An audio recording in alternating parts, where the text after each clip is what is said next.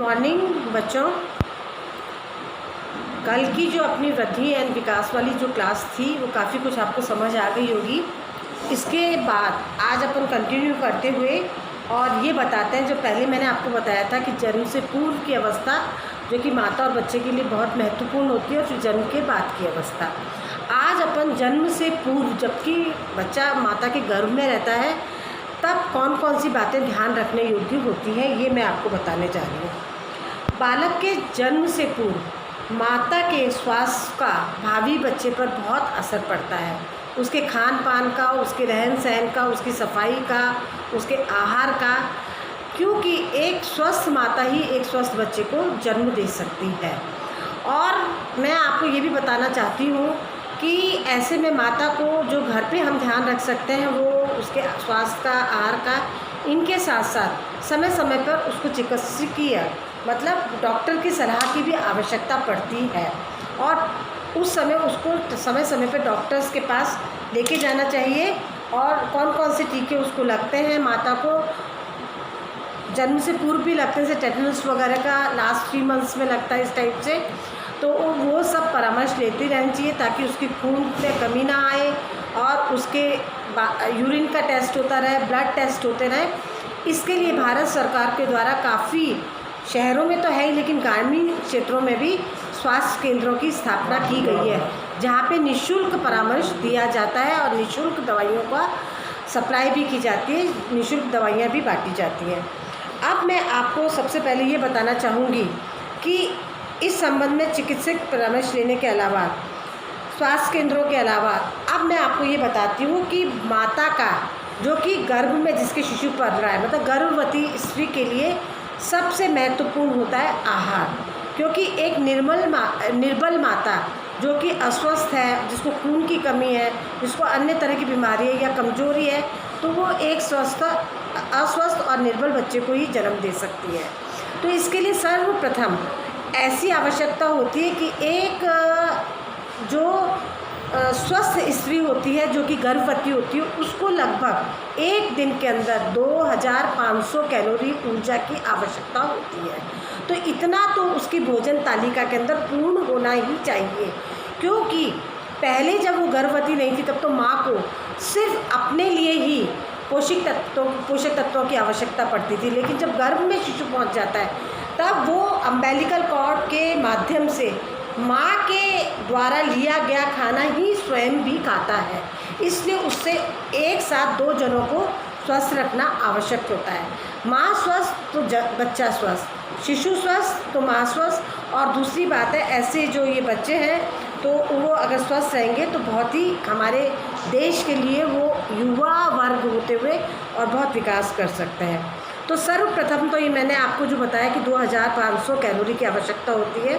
अब उसमें प्रोटीन आता है, कैल्शियम आता है, लोहा आता है, फास्फोरस आता है, आयोडीन आता है, और भी बताया था जल आते हैं, विटामिन्स आते हैं जो कि कई प्रकार के होते हैं, जो कि मेरे को तालिका बना के आपको बताने पड़ेंगे कि विटामिन ए होता है, बी होता है, विटामिन B1 होता है, B2 होता है जिसे राइबोफ्लेविन भी कहते हैं, B7 जिसे कि निकोटिनिक एसिड भी कहते हैं, C जिसे एस्कॉर्बिक एसिड भी कहते हैं जो कि खट्टे फलों में पाया जाता है, विटामिन D जो कि मेडिसिन भी मिलती है, इसके अलावा सुबह सुबह की अल्ट्रा वायलेट रेज में भी मिलती है, जिससे कि स्किन के अंदर अगर लीवर से संबंधित या पीले से संबंधित कोई बीमारी हो तो विटामिन डी से हड्डियां भी मजबूत होती है, और विटामिन ई वो भी हमारे शरीर के लिए अत्यंत आवश्यक है। एक स्वस्थ मनुष्य को तो आवश्यकता होती है, लेकिन गर्भवती स्त्री को उससे ज़्यादा आवश्यकता उसकी होती है, क्योंकि उसके पेट में एक गर्भ पल रहा होता है जो कि शिशु के रूप में 9 महीने 7 दिन या 40 सप्ताह के अंदर जन्म लेने वाला होता है।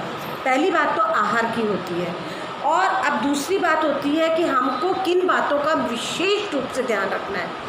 अब पहली बात आहार की कि उससे वो स्वस्थता बनी रहेगी। अब दूसरी बात अपन ये करते हैं हाइजीन की, कि समय पर उसको वस्त्र बदलने चाहिए, हाइजीन का ध्यान रखना चाहिए, समय समय पर उसे नहाना चाहिए, और व्यायाम भी जो कि डॉक्टर की सहायता से जिस तरह के व्यायाम बताए जाएं वो व्यायाम करना चाहिए, जिससे कि उसके डिलीवरी के टाइम पे कोई प्रकार की परेशानी ना आए। हल्की सी भी थकान महसूस होते हुए उसे विश्राम करना आवश्यकता होता है। और कई बार क्या होता है कि खड़े खड़े में क्योंकि शिशु गर्भ में जब होता है तो वज़न बढ़ता है। वज़न बढ़ने से अगर माता बहुत देर तक खड़ी रहती है तो उसका खून का जो दौरा होता है वो पाँव में पहुंचता है, जिसे वेरिकोज़ वेन या उसको पाँव में सूजन की शिकायत होती है। तो ऐसे में थोड़ी देर बाद जब उसको थकान महसूस हो तो पाँव के नीचे 2 तकिए लगाकर या कुछ ऊंचा लगाकर और विश्राम कर सकते हैं, ताकि खून का दौरा वापस उसके ऊपर आए। आंतों का नियमन होना चाहिए, मतलब कि उसको कभी कब्ज ना हो, कभी डायरिया ना हो। दांतों की सुरक्षा, हृदय की सुरक्षा और परिवार का भी इसमें बहुत सहयोग होता है कि वो उसे मानसिक रूप से स्वस्थ रखें, क्योंकि मन अच्छा तो कटौती में गंगा। माँ अगर मानसिक रूप से खुश रहेगी तो उसके अंदर पलने वाला बच्चा भी खुश रहेगा और मानसिक स्तर उसका भी बहुत अच्छा रहेगा। और तभी आपने देखा होगा कि कई जगह अपन मूवीज़ देखते हैं, पिक्चर्स देखते हैं, तो भगवान के कैलेंडर्स लगा रखे होते हैं। कोई अच्छे अच्छे बेबी होती हैं जो हेल्दी बच्चे होते हैं उनके, या कुछ कोटेशंस जो बहुत अच्छे होते हैं उनके पोस्टर्स रखे होते हैं। अच्छी अच्छी बुक्स पढ़ने के लिए मदर्स को बोलते हैं, और जितनी भी घर की परेशानियाँ या बाहर की परेशानियाँ होती हैं उनसे दूर रखने के लिए कहते हैं। तो इस तरह से हम आगे, और हृदय की सुरक्षा वगैरह बहुत लंबा है, वो मैं आपको बताऊंगी। और कल मैं आपको बताऊंगी कि गर्भकाल के सामान्य कष्ट कौन से होते हैं, क्योंकि जब माता गर्भवती होती है तो ऐसा नहीं कि आपने ये सब ध्यान रख लिया उसके बाद आप समझे कि ये तो नॉर्मल है। वो नॉर्मल ही है, कहने को नॉर्मल ही है, लेकिन उसको कई प्रकार के, क्योंकि अंदर हार्मोनल चेंजेस होते हैं और कई प्रकार की परेशानियाँ होती हैं, तो उसको सामान्य कष्ट और कुछ उसको व्यवधान होते हैं जिनका मैनेजमेंट हमको करना पड़ता है, जो कि अपन कल की क्लास में करेंगे। Thank you.